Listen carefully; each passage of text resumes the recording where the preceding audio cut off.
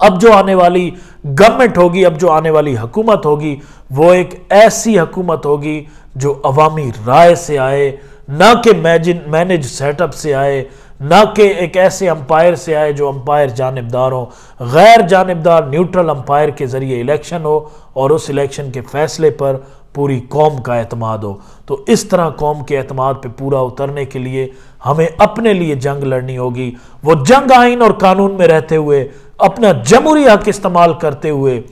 हमने और आपने इमरान खान की एहतजाज की कॉल का एहतराम करते हुए हमने सड़कों पे निकलना है, हमने पुरअमन एहतजाज करना है। हमने ये साबित करना है कि पाकिस्तान के लोग अब बाशऊर हो चुके हैं, पाकिस्तान में सोशल मीडिया का दौर है, पाकिस्तान में ये जो मोबाइल का हथियार है जो आपके जायज़ काम के लिए आपको ये हक देता है कि आप अपनी राय को पूरी दुनिया में बता सकें, आप अपनी राय से पूरे मुल्क के लोगों को, नौजवानों को मोटिवेट कर सकें, उनको ये बता सकें कि आप अपनी राय, अपने वोट को किस तरह से तहफ़्फ़ुज़ देते हैं। आप अपनी राय का एहतराम करते हुए आप निकलेंगे, आप और हम सड़कों पे होंगे आइन के दायरे में रहते हुए पुरअमन तरीके से, सिर्फ इस मकसद के साथ कि इसी सब्ज़ लाली परचम की सरबुलंदी मेरी और आपकी हिम्मत और मेहनत से है। अगर हम हिम्मत और मेहनत करेंगे, हम इस तरह के हर गलत फैसले के खिलाफ पूरी कौम जमहूरी तौर पे मुत्तहद होकर खड़ी होगी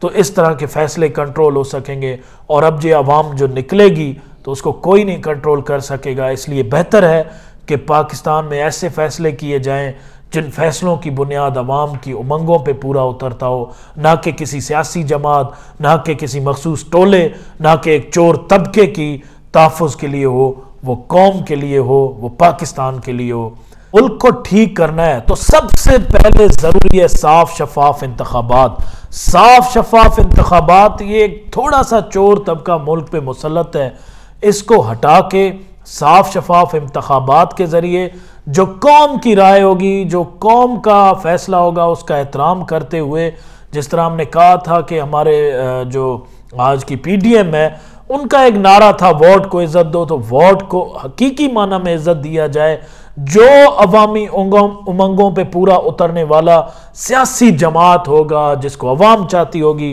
वो जिसको कौम लेके आएगी, फिर उसके बाद जब नई गवर्नमेंट आएगी, नए फैसले होंगे, पाकिस्तान खुशहाली की तरफ जाएगा। उसके अलावा कोई और रास्ता नहीं है। अगर उसके अलावा कोई और रास्ता होता तो आज मुल्क ठीक हो चुका होता, इस तरह की प्रैक्टिस आपकी कामयाब हो चुकी होती, आज मुल्क की मईशत स्ट्रॉन्ग हो चुकी होती। अगर ये तजर्बेकार टीम होती जो आज मुल्क पे एक थोड़ा सा चोर तबका मुसल्लत है, तो ये इस मुल्क को अच्छे दिन दिखाते, अपने तजर्बे से मुल्क को ठीक करते। लेकिन इनके पास एक ही तजर्बा था, चोरी करना, चोरी छुपाना। वो इन्होंने बड़ी जबरदस्त महारत से की है, जो पकड़ा जा चुका है, जो कौम के सामने अया हो चुका है कि ये खुद भी चोर हैं, इदारों में भी चोर तैनात करते हैं, इलेक्शन कमीशन में चोर ढूंढ के उनको लगा के सामने ये पूरा खेल रचा रहे हैं, उसको अपने साथ मिला के। और उसके बाद आज देखा जिस तरह निगरान वजीर आला का सेटअप हो गया, तो ये कोशिश कर रहे हैं ऐसे लोगों को ला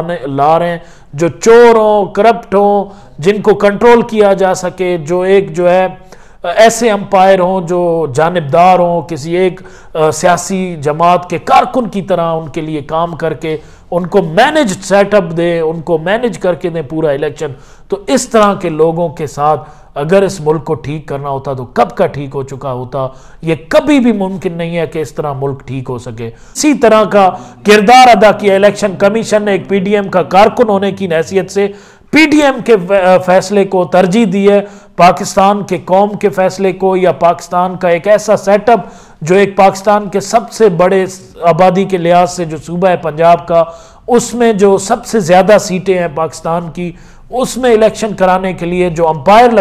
लगाया गया है वो न्यूट्रल अंपायर नहीं है। वो ऐसा अंपायर है जिस तरह जरदारी माफिया और नवाज शरीफ माफिया का हमेशा का वतीरा रहा है कि वो अपने लोग लगाते हैं, अपने अंपायर लगा के वो मैच खेलने और इलेक्शन की तरफ जाने की तैयारी करते हैं। उसके बगैर उनको पता है कि अवामी हलकों में वो नहीं जीत सकते, कौम उनके हक में फैसला नहीं दे सकती। और इसी चीज़ को बरवेकार लाते हुए वो कोशिश कर रहे हैं कि इलेक्शन कमीशन भी ऐसा हो जो उनकी ईमा पे बनाया गया हो, और उसके अलावा जितने भी निगरान सेटअप आए वो ऐसा सेटअप हो जो PDM, नवाज शरीफ और जरदारी का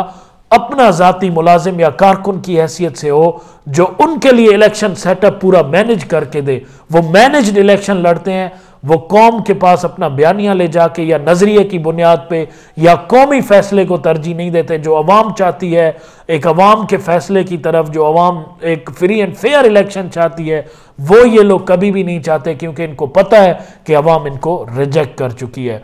अस्सलाम वालेकुम पाकिस्तान। आज पाकिस्तान में जो हलचल चल रही है सियासी तौर पे, उसके ऊपर हम मुकम्मल बात करेंगे। मैं हूं मोहम्मद आरिफ रिंद, आप सबका भाई, आप सबका दोस्त, आप सबका हमदर्द, और अपनी तरफ से बतौर एक सियासी तालिब इल्म आपके साथ अपनी कुछ तासुरात शेयर करूँगा। उम्मीद करता हूँ कि आप सब खैर व आफियत से होंगे और अल्लाह पाक आपको सेहत और सलामती के साथ लंबी ज़िंदगी अपने वालिदैन के साथ नसीब फरमाए, आमीन। बात करेंगे सबसे पहले पंजाब के निगरान वज़ीर आला के मामले पर, जिस पर इस वक्त पाकिस्तान में बड़ी मायूसी पाई जाती है। उन हलकों में जो मेरी तरह के तालिब इल्म हैं, जिनको समझ बूझ है सियासी तौर पर, वो बड़े मायूसी का शिकार हैं। उसके ऊपर आज बात करेंगे सबसे पहले कि इमरान खान साहब ने प्रेस कॉन्फ्रेंस की, जिसमें उन्होंने इमरान खान साहब लाहौर से एहतजाज का सिलसिला मुजाहरे करने का स्टार्ट ले रहे हैं, शुरुआत ले रहे हैं। कल लाहौर में एहतजाज होगा, उसके बाद रावलपिंडी में एहतजाज होगा, उसके बाद फैसलाबाद में होगा और उसके बाद मुल्तान में एहतजाज होगा। इस तरह पूरे मुल्क में एहतजाज किए जाएंगे। इलेक्शन कमीशन के इस मुतसबाना, जिसमें तासुब की बुनियाद पे एक फैसला नजर आया है, जो फैसला लिया गया है कि निगरान वज़ीर आला एक ऐसे शख्स को, जो शख्स मुतनाज़ा है, जो शख्स नैब ज़दा है, नैब से उसने 35 लाख रुपया जमा कराया, करप्शन साबित होने पे उसने जमा करवा के अपने लिए जो है, उन्होंने कहा है कि हाँ मैंने ये करप्शन की है, जिसके एवज उसने 35 लाख रुपया जमा कराए। एक ऐसा जानिबदार शख्स है जिसकी गैर जानिबदारी पर पूरा पाकिस्तान सवाल उठा रहा है। और सबसे बड़ी बात, पंजाब के तमाम हल्के मुक्तदिर और सबसे बड़ी जमात पाकिस्तान की, पंजाब की सबसे बड़ी जमात पाकिस्तान तहरीक इंसाफ, उस पर एतराज उठा रही है, जिसकी वजह से आज मुतअद्दिद हलकों में और पाकिस्तान के नौजवानों में, पाकिस्तान के सियासी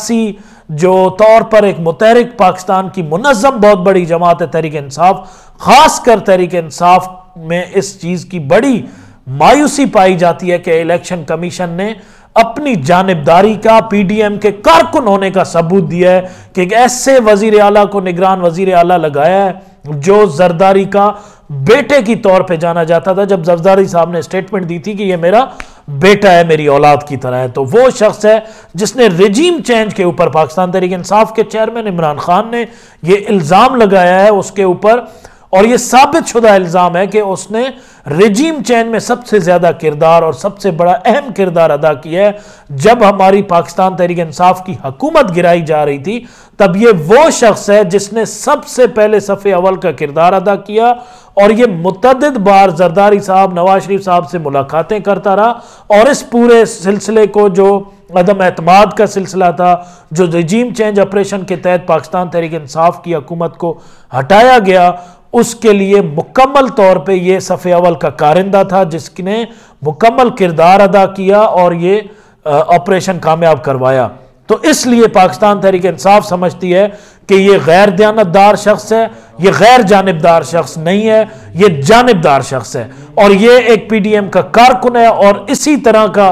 किरदार अदा किया इलेक्शन कमीशन ने, एक पीडीएम का कारकुन होने की हैसियत से पीडीएम के फैसले को तरजीह दी है, पाकिस्तान के कौम के फैसले को, या पाकिस्तान का एक ऐसा सेटअप जो एक पाकिस्तान के सबसे बड़े आबादी के लिहाज से जो सूबा है पंजाब का, उसमें जो सबसे ज़्यादा सीटें हैं पाकिस्तान की, उसमें इलेक्शन कराने के लिए जो अंपायर लगाया गया है, वो न्यूट्रल अंपायर नहीं है, वो ऐसा अंपायर है जिस तरह जरदारी माफिया और नवाज शरीफ माफिया का हमेशा का वतीरा रहा है कि वो अपने लोग लगाते हैं, अपने अंपायर लगा के वो मैच खेलने और इलेक्शन की तरफ जाने की तैयारी करते हैं। उसके बगैर उनको पता है कि अवामी हलकों में वो नहीं जीत सकते, कौम उनके हक में फैसला नहीं दे सकती, और इसी चीज़ को बरवेकार लाते हुए वो कोशिश कर रहे हैं कि इलेक्शन कमीशन भी ऐसा हो जो उनकी ईमा पे बनाया गया हो, और इसके अलावा जितने भी निगरान सेटअप आए वो ऐसा सेटअप हो जो पीडीएम, नवाज शरीफ और जरदारी का अपना जाती मुलाजिम या कारकुन की हैसियत से हो जो उनके लिए इलेक्शन सेटअप पूरा मैनेज करके दे। वो मैनेज्ड इलेक्शन लड़ते हैं, वो कौम के पास अपना बयानिया ले जाके या नजरिए की बुनियाद पे या कौमी फैसले को तरजीह नहीं देते। जो अवाम चाहती है, एक अवाम के फैसले की तरफ, जो अवाम एक फ्री एंड फेयर इलेक्शन चाहती है, वो ये लोग कभी भी नहीं चाहते, क्योंकि इनको पता है कि अवाम इनको रिजेक्ट कर चुकी है। इलेक्शन कमीशन और निगरान सेटअप इस तरह का ला के ये मैच फिक्सिंग करवा के इलेक्शन करवाना चाहते हैं। और उसके पीछे इमरान खान साहब कहता है कि कुछ हल्के हैं, इस तरह के लोग हैं जो पाकिस्तान में ताकतवर हल्कों में बैठे हैं, जिस तरह आज की पीडीएम की हुकूमतें हैं, नवाज शरीफ जरदारी लोग, जो इमरान खान के ऊपर कहते हैं कि हमने रेड लाइन लगा दी है, और खान कहता है कि ये रेड लाइन सिवाय अवाम की कोई भी नहीं लगा सकता। रेड लाइन सिर्फ कौम का अवाम लगा सकती है, क्योंकि अवाम के आगे तमाम तर हल्के कुछ भी नहीं है। जो अवाम चाहती है, जो अवाम सोचती है, जो अवाम समझती है, ये जमहूरी इदवार का हुस्न है, ये अवामी राय को अहमियत देना। क्योंकि जमहूरियत का हुस्न जो है वो इखलाकियात पे होता है, वो मयार पे होता है। जिस कौम की इखलाकियात गिर जाए, जहाँ इखलाकियात को परवान न चढ़ती हो, जहाँ इखलाकियात तबाह हो जाएं, तो वहाँ जमहूरियतें कायम नहीं रहती। ये कहना था इमरान खान साहब का कि ये वो लोग हैं जिनसे जब तोशा खाना में इनसे पूछा गया कि जो दीगर तफसीलात हैं वो फराम किए जाएं, पता चले किसने क्या लिया है। क्योंकि एक इमरान खान पे आपने तोशा खाना का इतना बड़ा तमाशा लगा दिया था कि जैसे कोई बहुत बड़ी चोरी जाहिर हो गई है। जब अपनी चोरी की बारी आई, जब अपने स्क्रूटनी की बारी आई, तोशा खाना की तफसील ली गई, तो हुकूमती नुमाइंदे ने क्या कहा कि तोशा खाना की तफसीलात नहीं दे सकते। इस पे हमारे इसके मद में ये सीक्रेसी आउट होती है, तो सफारती ताल्लुकात पे हमारे असरअंदाज होती है, फ़र्क पड़ता है। तो क्या इमरान खान के वक्त आपको इस सफारती ताल्लुकात का एहसास नहीं हुआ? क्या आपने तोशा खाना का इतना बड़ा ड्रामा रचाया, आपके पास और कुछ नहीं मिला इमरान खान के लिए, तो आपने एक तोशा खाना उठा के अपनी तमाम तर गंद को साफ कर दिया। आपने अपनी करप्शन छुपा ली, आपने अपने केसेस माफ़ करा लिए, हुकूमत की आड़ में आपने अपने तमाम जुल्म और ज्यादती छुपा ली, कौम का जो आपने पैसा लूटा था वो सब छुपा लिया, आपने अपने केसेस माफ़ करवा लिए, नैब तरामीम करवा लिए, पाकिस्तान की पूरी हुकूमत को अपने लिए सहूलत का अपने लिए सहूलियात पैदा करके आपने तमाम तरह अपने केसेस माफ़ करवा लिए, इदारों को यरगमाल कर लिया। सारा कुछ करने के बाद आपने सिर्फ और सिर्फ, आपसे जब भी कोई बात पूछी गई तो आपने कहा इमरान खान तोशा खाना गढ़ी, इमरान खान तोशा खाना गढ़ी। आज आपकी जब बारी आई तो आपको ख्याल आया कि अगर तोशा खाना की तफसीलात ली गई तो ये सीक्रेसी आउट होगी और सफारती ताल्लुकात ख़राब होंगे। तो बिल्कुल ये पूरी कौम समझ रही है कि बदनीयती पे फैसले हो रहे हैं, सिर्फ एक पार्टी के चेयरमैन को टारगेट किया जा रहा है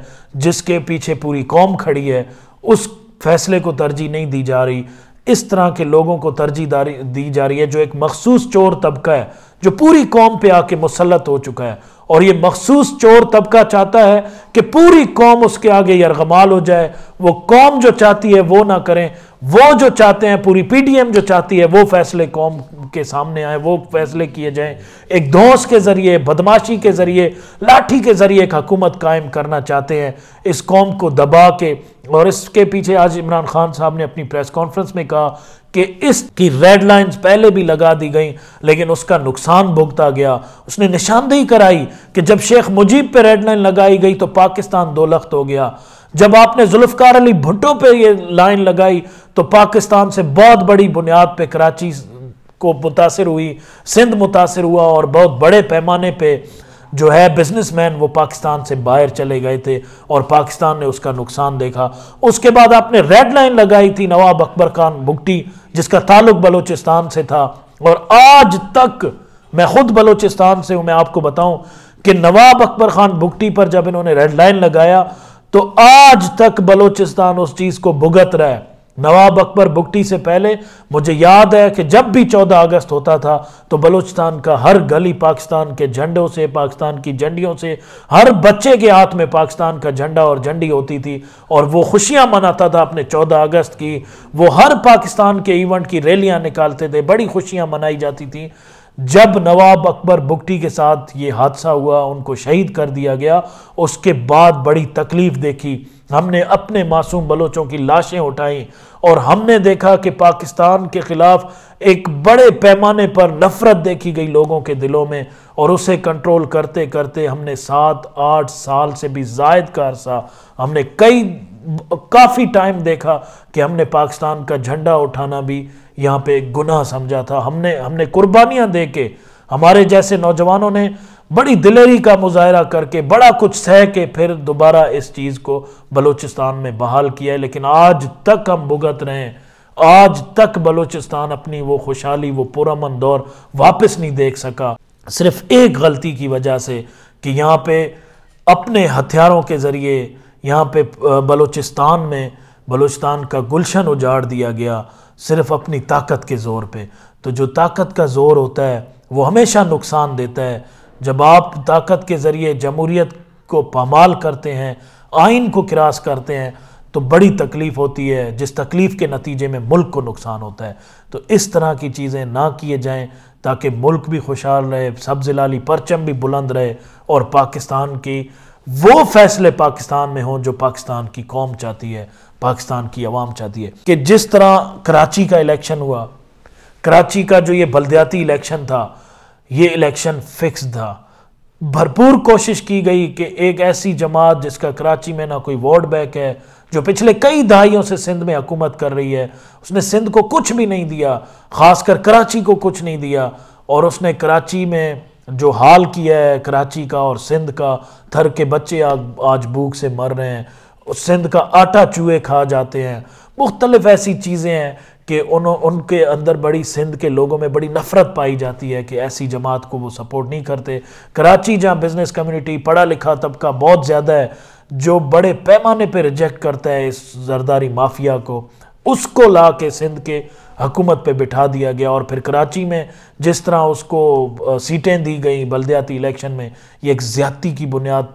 पे बनाई गई एक पूरी खेल थी, जिसको बेनकाब होना चाहिए, जिसके आपने वीडियोस देखे कि पहली बार सोशल मीडिया पे इस तरह की वीडियोस आई कि किस तरह की धांधली हुई है, एक बड़े पैमाने पे जाली स्टैंप डाले गए हैं, और एक जगह वोटर लिस्टों से ज़्यादा वोट चेयरमैन को पड़ गए हैं। तो वो जो साबित शुदा धांधली है वो किया गया कराची में। इस तरह की बेशुमार ऐसी चीज़ें हैं जो ये साबित करती हैं कि कराची का इलेक्शन वो एक फ्री एंड फेयर इलेक्शन नहीं था, जिसके पीछे मुतअद्दिद बार हमारे तहरीक इंसाफ के अली जैदी साहब और उसकी पूरी काबीना बता चुके हैं। तो उसके लिए पाकिस्तान तहरीक इंसाफ जो एहतजाज करने जा रही है, पूरे मुल्क को खड़ा होना होगा अपनी आने वाली नस्ल के लिए, ताकि हमारा ये पाकिस्तान अपने पैरों पे खड़ा हो सके, पाकिस्तान की मईशत स्ट्रॉन्ग हो सके, पाकिस्तान के जो लोग हैं, पाकिस्तान का जो हरा पासपोर्ट है उसकी इज्जत हो सके, पाकिस्तान के वकार के लिए, पाकिस्तान की सरबुलंदी के लिए, पाकिस्तान में साफ शफाफ इंतखाबात बहुत ज़रूरी हैं। अब जो आने वाला हुक्मरान होगा, अब जो आने वाली गवर्नमेंट होगी, अब जो आने वाली हुकूमत होगी, वो एक ऐसी हुकूमत होगी जो अवामी राय से आए, ना कि मैनेज सेटअप से आए, ना कि एक ऐसे अंपायर से आए जो अंपायर जानिबदार हो। गैर जानिबदार न्यूट्रल अंपायर के ज़रिए इलेक्शन हो और उस इलेक्शन के फैसले पर पूरी कौम का एतमाद हो। तो इस तरह कौम के एतमाद पे पूरा उतरने के लिए हमें अपने लिए जंग लड़नी होगी। वो जंग आइन और कानून में रहते हुए, अपना जमहूरी हक इस्तेमाल करते हुए, हमने और आपने इमरान खान की एहतजाज की कॉल का एहतराम करते हुए हमने सड़कों पे निकलना है, हमने पुरअमन एहतजाज करना है, हमने ये साबित करना है कि पाकिस्तान के लोग अब बाशऊर हो चुके हैं, पाकिस्तान में सोशल मीडिया का दौर है, पाकिस्तान में ये जो मोबाइल का हथियार है जो आपके जायज़ काम के लिए आपको ये हक देता है कि आप अपनी राय को पूरी दुनिया में बता सकें, आप अपनी राय से पूरे मुल्क के लोगों को, नौजवानों को मोटिवेट कर सकें, उनको ये बता सकें कि आप अपनी राय, अपने वोट को किस तरह से तहफ़्फ़ुज़ देते हैं। आप अपनी राय का एहतराम करते हुए आप निकलेंगे, आप और हम सड़कों पे होंगे, आइन के दायरे में रहते हुए पुरअमन तरीके से, सिर्फ इस मकसद के साथ कि इसी सब्ज़ लाली परचम की सरबुलंदी मेरी और आपकी हिम्मत और मेहनत से है। अगर हम हिम्मत और मेहनत करेंगे, हम इस तरह के हर गलत फैसले के खिलाफ पूरी कौम जमहूरी तौर पे मुत्तहद होकर खड़ी होगी, तो इस तरह के फैसले कंट्रोल हो सकेंगे। और अब ये आवाम जो निकलेगी तो उसको कोई नहीं कंट्रोल कर सकेगा। इसलिए बेहतर है कि पाकिस्तान में ऐसे फैसले किए जाएं जिन फैसलों की बुनियाद अवाम की उमंगों पे पूरा उतरता हो, ना कि किसी सियासी जमात, ना कि किसी मखसूस टोले, ना कि एक चोर तबके की तहफ़्फ़ुज़ के लिए हो, वो कौम के लिए हो, वो पाकिस्तान के लिए हो। इजाज़त, अगले वीलॉग में फिर मुलाकात होगी। बहुत बहुत शुक्रिया। अस्सलाम वालेकुम।